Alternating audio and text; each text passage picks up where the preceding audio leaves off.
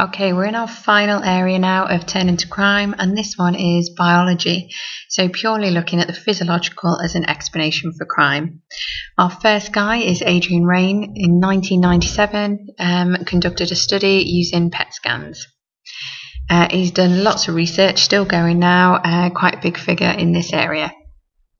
PET scans, like MRI scans, but this time you need a tracer, which is basically a radioactive liquid they put in you, and they can trace where the activity is happening within your body. And in this case, we're looking at brain, so where the activity is happening within your brain. Previous research found that there seems to be a difference between criminals' frontal lobe and non-criminals' frontal lobe activity when given tasks to complete within a PET scan. So this means there just seems to be less activity, less functioning going on when criminals are asked to think. Now, the frontal lobe is responsible for our reasoning, our judgments, and it's where our decisions come from before they go to our emotional side. The aim of the study is to really test if there is a functional difference between murderers and non-murderers when their brains are measured using PET scans.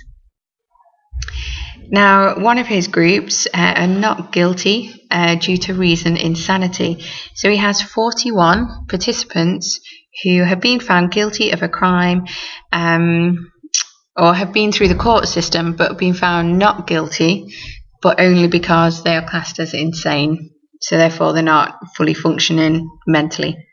Now, of these, 39 of this sample were male. Now, they did offender profiles, so they had a history of these 41 characters. 23 had history of brain injury. 6 had schizophrenia. 3 substance abuse. 2 had affective disorders, which are things like depression, or extreme phobias. 2 had epilepsy. 3 had learning disabilities, and 2 had paranoid personalities. So there's quite a cocktail of different people within this 41.